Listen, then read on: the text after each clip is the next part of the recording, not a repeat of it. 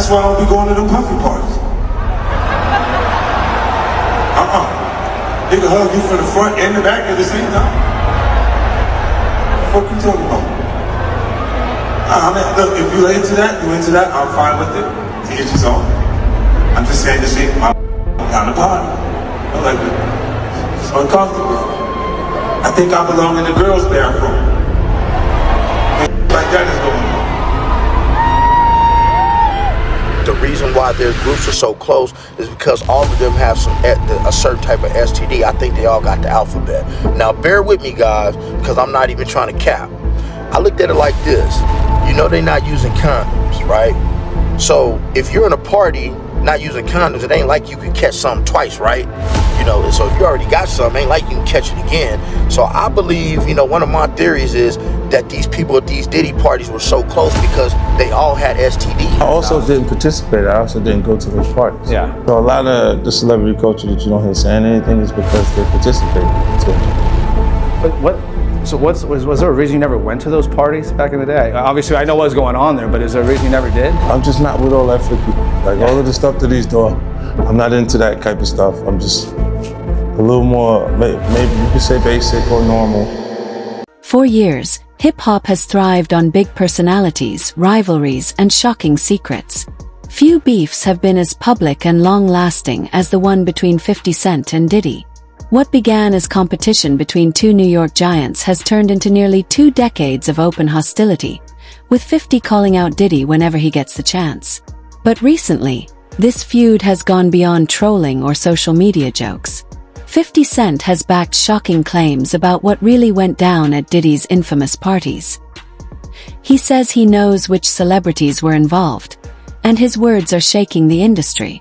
Today, we're breaking down the history of this feud, what 50 has said about Diddy's wild lifestyle, and how he ended up pointing fingers at a list of celebrities who may have been exposed after attending those private events. The story goes back to the early 2000s. 50 Cent was recovering after being shot 9 times and dropped from his label. During that time, he made money ghostwriting. According to 50, one of those ghost-written verses ended up being performed by Diddy on a G-Dep track called Let's Get It. Even though they didn't interact directly, that moment put them in each other's orbit. From then on, their relationship was rocky. Who has more cred than you, living after being shot 9 times? I don't know what the criteria are for street credibility. Or That's if it. If there's something that creates more merit for you. I looked at that experience as something that was unfortunate that I had to. I forget, why did the guy shoot you 9 times? Was it drugs or something? It was paid to do it. He was paid to do it. Yeah. Who would want to shoot you? Why were you targeted? You're such a good guy. It's my past. It was a drug thing? No, like a business thing? Karma. Karma. Karma. Explain to me again why this guy was hired to shoot you 9 times. Well, you was paid because someone, felt like that I would potentially do something to them if they kept going in the direction that they were going. Man, you are tough. What are you talking about? The fact that somebody put out a hit on him because he was going to f somebody up? What kind of shit is that? That's crazy. But what is this all over? I don't know. It's difficult to explain, Robin, because when you're not actually in the environment or involved in Just You can explain it to me. Explain it. We'll see if we can follow it. Nah, man, it's just, What happened? What had you? It's so tough. You were pissed off at someone and you were going after them. What were you pissed off about? Nah, we was just having differences. Oh, like over what? A woman?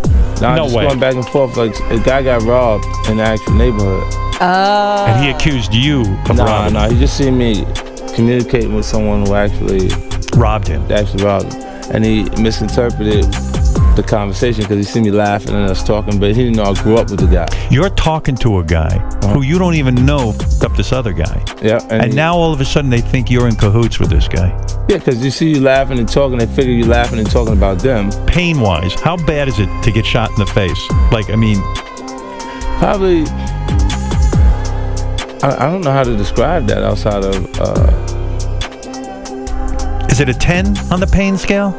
It's not really like, because it's not as painful as having to visit the dentist repeatedly for root canal. Really? Do you think you're dead at that point when you take 9 bullets? Do you go, oh, this is it, I'm checking out? Well, it's a life-threatening situation. It's just not. I've seen people going to the hospital under circumstances that were way less intense and not come out. Yeah, it's a miracle you lived. Did you think you were like Jesus had like saved you or something? Like, did you have a Where religious? were all these bullets? You have those moments where you get a little closer connection to your higher power because you kind of don't have an answer. But where to were all why. these bullets? Because if you're shot 9 times and you live, it probably didn't hit anything important. Meanwhile, how lame is this guy who shot you? Everything's important, Robin. Yeah. Everything's important. But 50, how lame is this shoot guy? you in one of your unimportant areas, Robin. Yeah, right. What's an unimportant area? You're right. What the?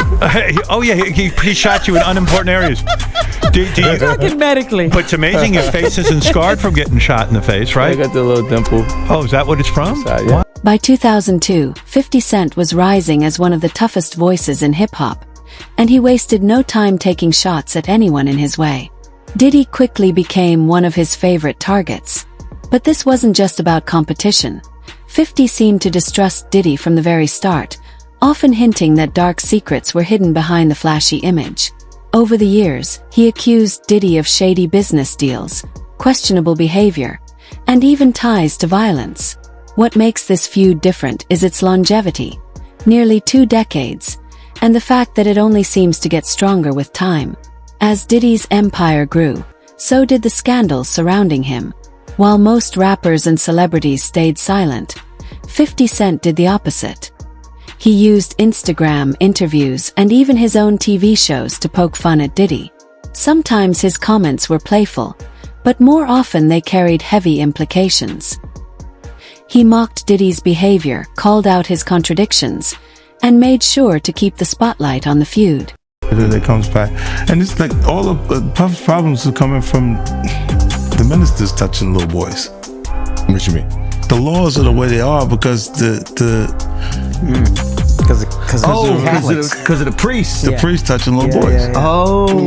Why are we looking at me, bro? I just go to church. I just go to church, bro. I have nothing to do with this. I have an alibi. That's why the laws allow him to go that far back. Turn away from you right here. I'm just a Catholic kid. Go on. You've been diddled, dude. No. What's the body of Christ taste like? It's sacrilegious. You can't do that. He's like, yo, drink my blood. So it is crazy when after 20 years they come out. That is foul. But with Puffy, you were the only one saying anything for decades. Yeah, because we had our own little thing. But you were the only. Everybody else is scared. Huh? But everybody else is scared. So you think maybe this is a similar thing where everybody else is scared? I don't know what it is. I'm just I asking. think that they're scared. But if they're scared, then that's You've why been I'm thinking. insinuating Jay-Z a little bit. Yeah. Like, you've been saying people are going to come for him a little bit. No, I You've been thought he would do funky stuff like the Super Bowl. Like, it was not okay for me to be at the Super Bowl. Oh, he tried to cut that. Yeah, he didn't want me to. Well, they worked to make like there was an issue with me in the NFL that doesn't exist. So he did the corporate way of trying to keep you down. Oh, it's not me, it's them. It's them. And then when M says he's not gonna do it if I'm not there, then Let's go. Yeah. You know, That's what I'm What's talking your about. and Jay's issue? it's just competitive stuff. It's really just competitive. This is what I'm saying. When it gets past actual art, like actual music, and you're trying to block something that's in business, then it feels weird. It feels like we should be having beef. Oh, Okay. So I can that's the see behind the scenes thing that we don't see. It's Yeah. one thing when there's like people talking about each other in music, but there's behind the scenes business deals that a guy is getting involved with on the side, and it's not like you're gonna go public and be like, they tried to stop my vitamin water. This deal, and you go, he said that to you, like. Okay. Wow. I get that. Like they'll speak to your temperament. Like say, 50 is a little crazy. He'll say anything. You see what saying anything did to Kanye. So they're trying. He's basically trying to scare people out of doing deals with you. Interesting. When news broke about lawsuits, accusations, and investigations into Diddy's private life, 50's trolling took a much more serious turn. He wasn't just clowning his rival anymore. He wanted to expose him. He began highlighting court documents, reposting disturbing testimonies, and urging the public not to ignore what was coming to light. For 50, this stopped being just entertainment. It became a mission. In December of last year, 50 Cent made one of his boldest moves yet. He announced plans for a docuseries focused entirely on Diddy and the many accusations against him. This wasn't casual social media trolling. It was a full-scale production aimed at pulling back the curtain on one of music's most powerful figures.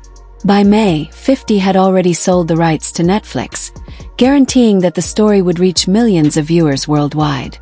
Rita, thank you. Now let's get to a few of this morning's other big headlines. Starting with a bombshell announcement amid the mounting lawsuits against Sean Diddy Combs, Houston rapper 50 Cent announced yesterday that he's the executive producer of a docu-series about the assault and allegations against Combs. The series will also discuss trafficking and racketeering charges Combs is facing. The series is expected to make a premiere on Netflix, but a date has not yet been set.